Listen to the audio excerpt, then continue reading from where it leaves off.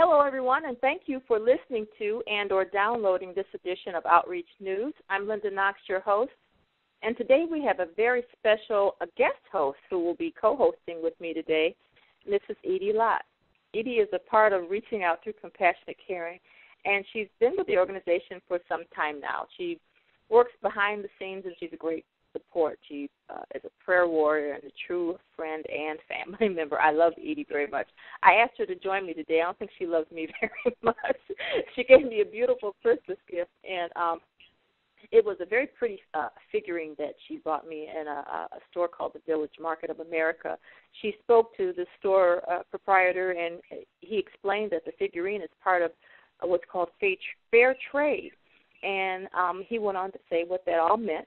And she was very excited. She came home and she told me about it. And she said this would make a nice segment for the Outreach News program. But she's a little bit bashful, so she'll probably never buy me another gift again in life. I told her, I said, now, because you did this, you have to co-host with me today. And she graciously agreed. So, Edie, welcome for being here today. Thank you for asking me to be here. Okay, and this just gives a great segue then into our special guest today. Today we're here with Mr. Jacob Schmalzle. Jacob is the U.S. coordinator and actually the founder of Village Markets of America. Jacob, welcome. Thank you, Linda and Edie, and thanks for helping us spread the good word about what we're doing. Jacob, can you tell us what exactly is the Village Markets of Africa? Well, Village Markets of Africa is the fair trade mission of the Lutheran Church in Kenya. We sell handmade products from all over Africa. It's jewelry, framed artwork, wood carvings, stone carvings. We actually have over 250 different, exciting different products that are empowering people to work their way out of poverty. Wow. Now, I understand, too, that you, and I just found this out, that you're actually the founder. How did that come about? I mean, how were you inspired to do this? You spent some time, or you lived in Kenya, you said? Yes. I grew up in Kenya, moved there at about age 12, and my parents were Lutheran missionaries there. And so I was very involved in a lot of church development programs, building schools and churches, outreach programs, and learned a lot about, economic development for people in the region, kind of what works, what doesn't work, and was able to see fair trade as an opportunity to really help people work their own way out of poverty in a sustainable way. Yeah, now they talk about, I went on your website and it says economic partnership that works for global economic justice. Explain that a bit. I mean, I think it's the core of it. Now you have to help me out here. Is cutting out the middleman, making sure that their artisans are fairly represented. What does it mean by global economic justice? Sure. Well, global economic justice is, I guess I can start by defining the opposite. What is global economic injustice? That's kind of the norm of production in developing countries, which we know as sweatshops. Sweatshops, are all bad. I think we can all agree. And, unfortunately, they produce most of the products that are available for our consumer economy. Sweatshops, being a production center where people are exploited for cheap labor, women and children are not protected and safeguarded. Human rights issues run rampant.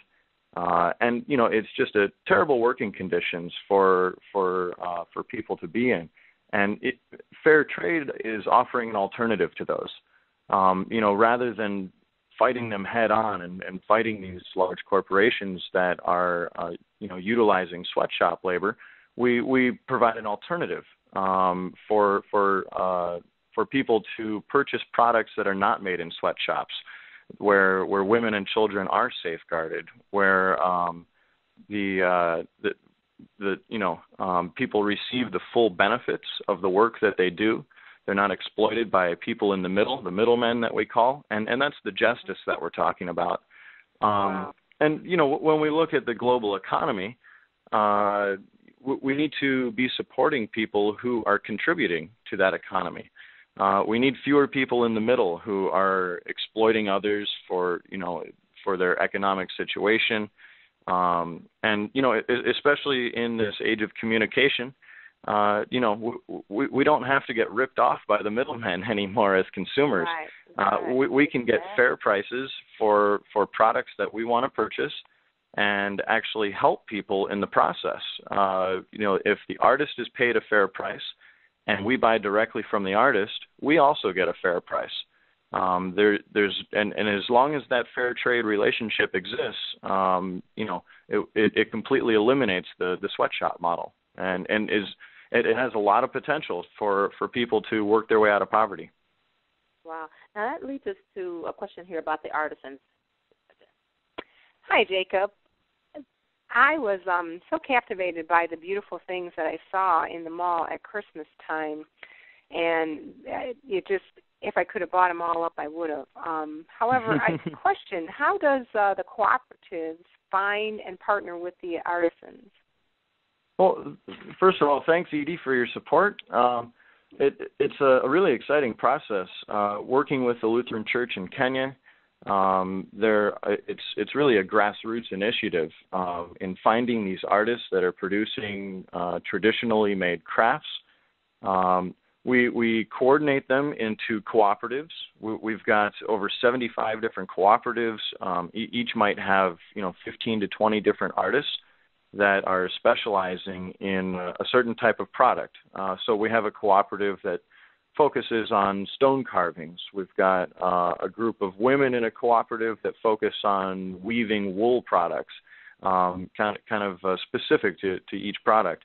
And then the church provides, banking and management services for these cooperatives, and then also kind of aids in the development of that cooperative, looking at ways that they can reinvest their earnings and grow there. So the artists come from it's really a grassroots program utilizing traditional techniques, and really the church just kind of provides some organizational structure for them to work in and kind of gain access to these foreign markets where they can sell their products.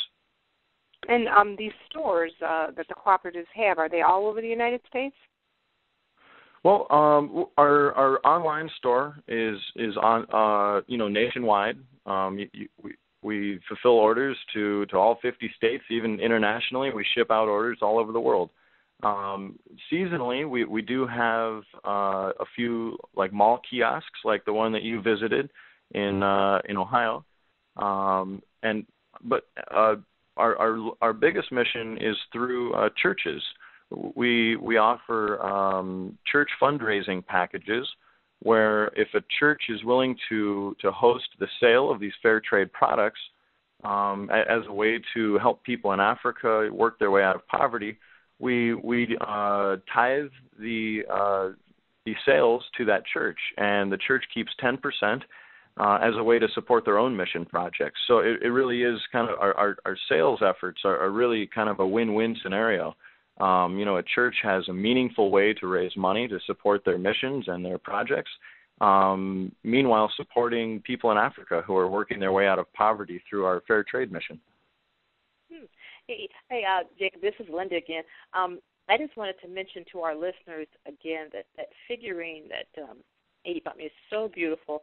And for anybody who would be going on the YouTube and seeing this program on YouTube, I'll have a picture of it displayed over my mantle over the Christmas holidays. It's got all the pretty decorations around it.